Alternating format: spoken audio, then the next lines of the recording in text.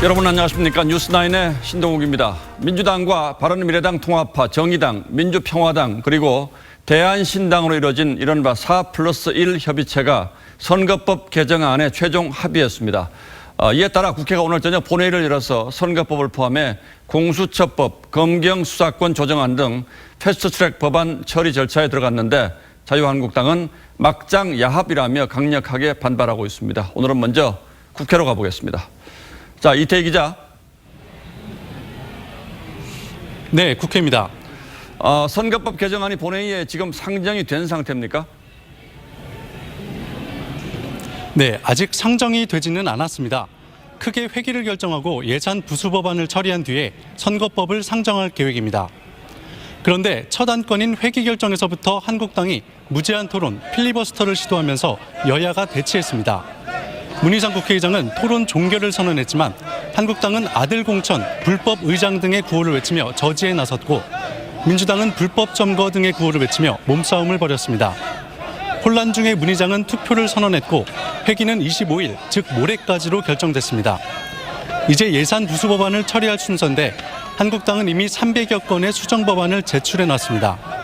현재 여야 의원들이 고성을 주고받는 가운데 예산 부수 법안 찬반 토론을 이어가고 있습니다. 통상의 의사 진행이라면 제안 설명과 토론 등으로 인해서 다음 안건인 선거법 상정까지는 오늘 진행하기 쉽지 않은 상태입니다.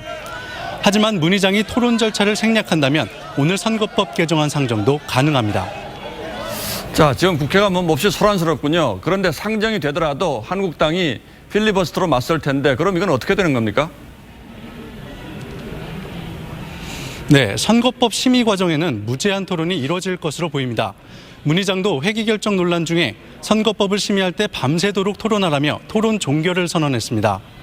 무제한 토론 신청은 회기가 바뀌면 효력을 상실하고 같은 안건으로 다시 무제한 토론을 신청할 수는 없습니다. 즉, 모레로 회기가 끝나면 그 이후에 다시 임시국회를 새로 열어 언제든지 표결이 가능해집니다. 논란을 벌였던 선거법 개정안이 해를 넘기지 않고 연내에 처리되는 길이 열린 셈입니다.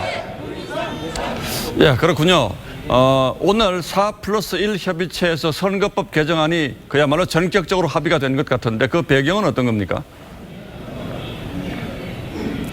당초 선거법 개정안은 이른바 4+1 협의체 내부의 이견 조율이 오래 걸리면서 내년으로 넘어갈 것으로 예상됐습니다. 하지만 민주당을 제외한 군소야당이 석패율제 도입 주장을 철회하면서 법여권 합의안이 만들어졌습니다. 지역구 253석에 비례대표 47석을 두는 현행 의석 배분을 유지하고 연동률 50%를 적용하는 비례대표 의석은 30석으로 제한하는 내용입니다. 공수처법도 함께 합의했지만 내용을 발표하지는 않았습니다. 민주당은 의총 추인을 거쳐 오후 7시부터 본회의 개의를 추진했습니다.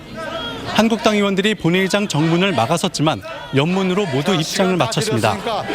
한때 본회의장 문이 잠겨 오히려 한국당 의원들이 본회의장에 입장하지 못하는 상황도 벌어졌습니다. 본회의장 정문 앞은 현재 원외인 황교안 대표 혼자 지키고 있습니다. 지금까지 국회에서 TV조선 이태희입니다.